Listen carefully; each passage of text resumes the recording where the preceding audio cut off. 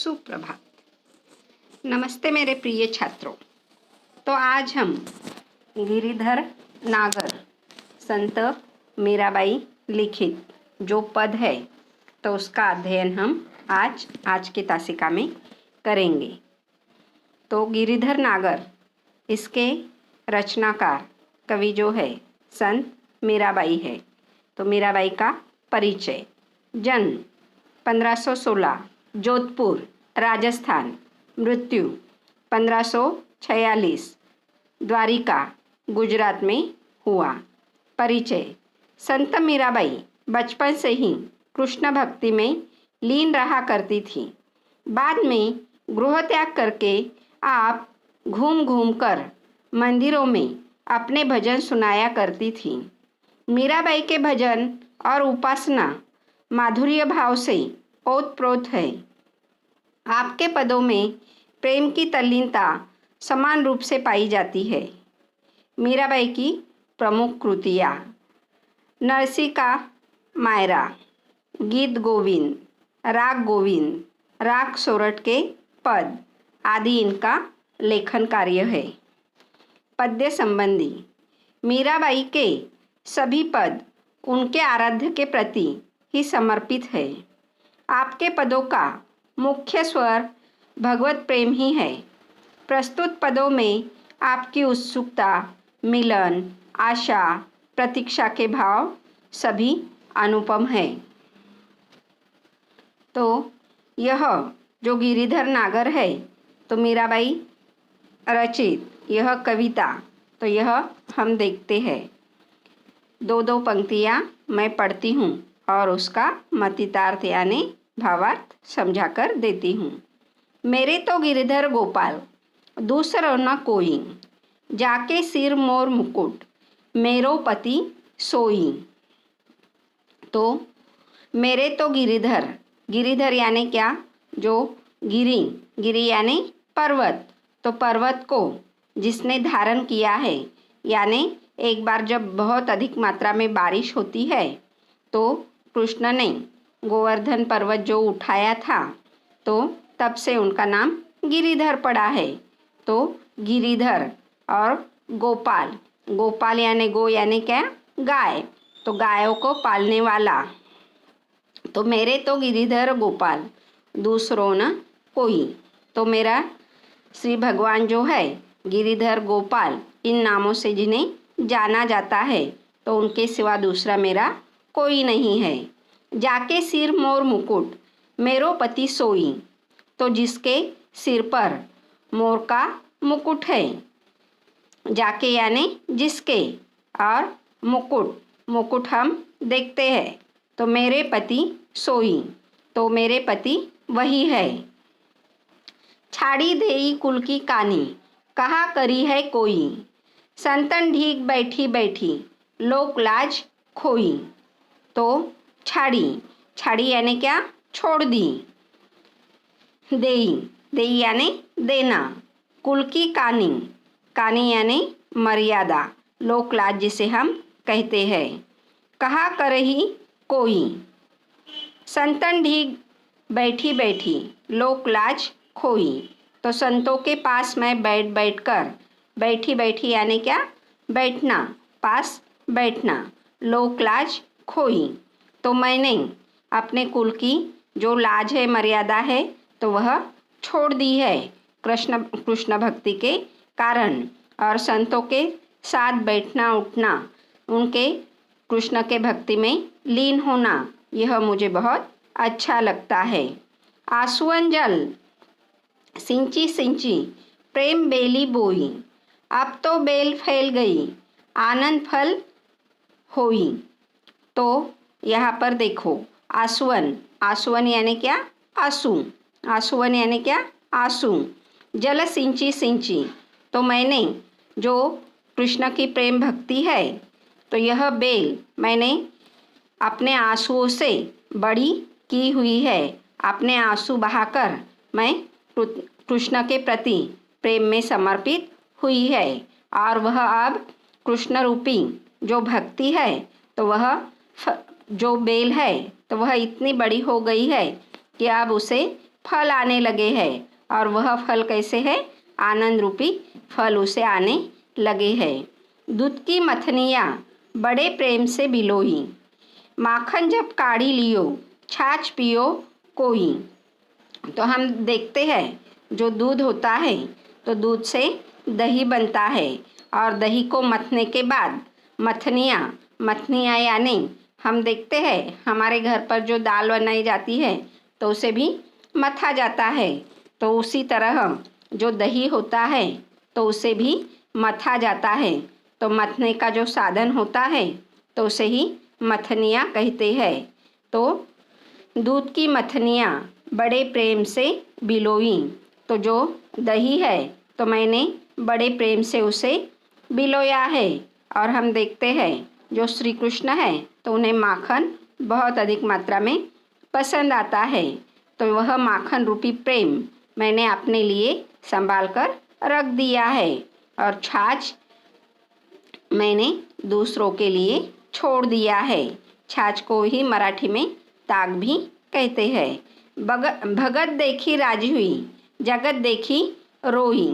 दासी मीरा लाल गिरिधर तारो अब मोही। भगत देखी राजी हुई। तो भगत यानी क्या? जो कृष्ण की भक्ति करते हैं तो उन्हें देखकर मुझे अच्छा लगता है, आनंद मैं महसूस करती हूँ। और इस जगत का व्यवहार देखकर, इस संसार का व्यवहार देखकर मुझे बहुत अधिक मात्रा में बुरा लगता है। दासी मीरा लाल गिरधर तारो अब मोही। तो दासी मीरा लाल गिरधर, तो अब मैं जो हूँ तो मैं आपकी, कृष्ण को वह कह रही है कि मैं आपकी दासी हूँ और तुम मेरे गिरधर हो। तो अब तुम ही इस संसार रूपी सागर से मुझे तारो। तो तारो यानी तुम्हारी मैं मोही यानी क्या? तो मैं तुम्हारी दासी हूँ। इस तरह से मीराबाई श्री कृष्ण से कह रही है। तो इसका जो भावार्थ है तो यह हम समझकर लेंगे। तो देखो मैं पढ़ती हूँ। अभी जो मैंने दोहे पढ़े हैं तो उसी का यह क्या है? भावार्थ है या अर्थ जिसे हम कहते हैं। तो गिरी को धारण करने वाले और गायों को पालने वाले कृष्ण ही मेरे सब कुछ है, दूसरा मेरा कोई नहीं है। जिनके माथे पर मोर का मुकुट सुंदर लगता है वे ही मेरे पति है। उनके लिए मैंने सब कुछ त्याग दिया है, जैसे कुल की मर्यादा छोड़ दी है। चाहे मुझे कोई कुछ भी कहे, मुझे कोई फर्क नहीं पड़ता है। मैं संतों के साथ बैठी हूँ, लोक लाज मैंने छोड़ दी है। मैंने अपने अश्रु रूपी पानी से कृष्ण के प्रेम रूपी बेल को बड़ा किया है और वह बेल बढ़ गई है। अब इसे आनंद रूपी फल आने लगे हैं। दूध जमाने के पात्र में मैंने दही को प्रेम से बिलोया और उसमें से कृष्ण रूपी मक्खन निकाला है और छाछ को दूसरों के लिए छोड़ दिया है। यहाँ पर छाछ लिखा है, छाछ चाहिए। तो छाछ को दूसरों के लिए छोड़ दिया है। अगर कोई कृष्ण की भक्ति करता है तो मुझे बहुत आनंद मिलता है, मगर संसार का व्यवहार देखकर मुझे बहुत दुख होता है, इसलिए मैं रोती हूँ। हे प्रभु गिरिधर, मीरा ही आपकी दासी है, आप मुझे संसार रूपी भवसागर पार करा दो। तो यहाँ पर मीराबाई यह भक्ति में लीन है।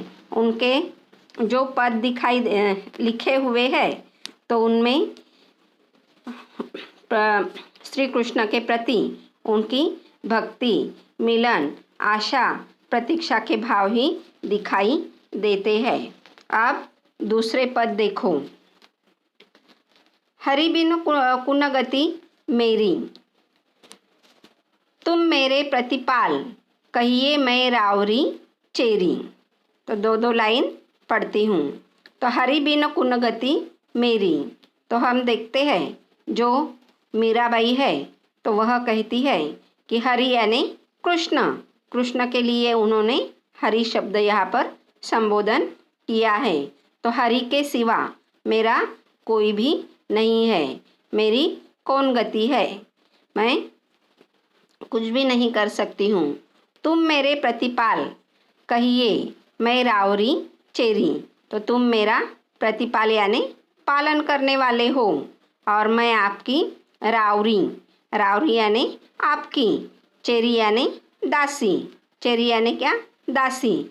तो तुम मेरे पालन करने वाले हो और मैं आपकी दासी हूँ।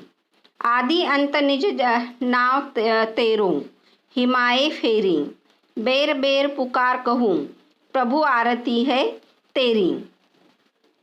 तो आप देखो, आदि अंत, तो सुबह से लेकर शाम तक मैं आपके ही नाम का स्मरण करती हूँ। बार बार आपके ही नाम की जो माला लोग जपते हैं, तो वह माला जपने का कार्य मैं, कृष्ण के नाम के माला मैं सुबह से लेकर शाम तक यानी दिन रात मैं आदि से अंत तक जपते रही हूँ। बेर बेर, बेर बेर यानी क्या, बार बार। पुकार कहूँ, प्रभु आरती है तेरी। तो बार बार मैं पुकार कर आपके दर्शन, आरती यानी दर्शन की लालसा या इच्छा हम कहते हैं। तो मीराबाई बार बार कृष्ण को पुकार कर कह रही है कि मुझे आपके दर्शनों की लालसा है। यो संसार विकार सागर बीच में घेरी, नाव फाटी प्रभु पाल, बांधो डूबत है बेरी। तो यह संसार जो है तो विकार यानी मेरे किसी काम का भी नहीं है, और इस संसार रूपी सागर में मैं बीच में फंस गई है, और इस संसार रूपी सागर में मेरे पालन करने वाले आप ही हो। तो इस संसार रूपी जो नाव है तो उसकी पाल, नौका की पाल फट गई है और यह डूबने को आई है। तो तुम ही मुझे इसमें से बचाओ। बिरहीन पीऊ की बाट जावे, राख लो नेरी, दासी मीरा राम रटत है, मैं शरण हूँ तेरी। तो बिरहनी पीव की, तो बिरहनी, मैं एक विरहनी हूँ और मैं हमेशा आपकी याद करती हूँ, आठों प्रहर आपका नाम जपती हूँ। और मैं बाट जावे राख ले नेरी, तो मैं आपके पास आना चाहती हूँ। दासी मीरा राम रटत है, तो जो दासी मीरा है, जो कृष्ण की दासी है, तो वह बार बार कृष्ण का नाम रटने का कार्य कर रही है और मैं आपके शरण में आना चाहती हूँ। इस तरह से मीराबाई इस पद में कहते हैं। तो इसका मतितार्थ आपको समझ में आया ही होगा। देखो आप, यह उन्हीं पंक्तियों का भावार्थ फिर से यहाँ पर मैंने लिखा हुआ है।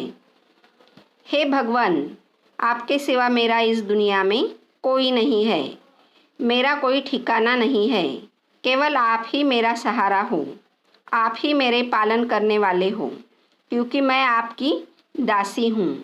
हे प्रभु, मैं आपके ही नाम की माला जपती हूँ, आपका नाम लेते रहती हूँ, क्योंकि मुझे आपके दर्शन की बड़ी कामना है। यह संसार रूपी सागर विकारों से, दोषों से, दुखों से भरा हुआ है। इसके बीच में फंस गई हूँ, मेरी नाव फंस गई है। हे गिरिधर, आप आइए और मेरे नाव में पाल बांधिए। पाल यानी क्या, जो नाव को देखो ऊपर की तरह साइड को एक लकड़ी बांधकर कपड़ा बांधा हुआ होता है, उसे ही क्या कहते हैं, पाल कहते हैं। तो पाल बांधिए ताकि मेरी जीवन नैया संसार रूपी सागर से बच जाए। हे प्रियतम, मैं आपकी हमेशा राह देखती हूँ, आपका इंतज़ार करते रहती हूँ। प्रभु, आपकी यह दासी आपके शरण में आई है, मैं तो आपका ही नाम जपते रहती हूँ। तो अब यह 2 पदों का भावार्थ आज के तासिका में हमने देखा है। तो अगले तासिका में अगला जो पद है तो उसका भावार्थ हम समझ कर लेंगे, और जो कविता है तो इन पदों का भावार्थ समझ कर लेंगे, और इस कविता पर हम प्रश्न उत्तर देखेंगे। तो धन्यवाद छात्रों।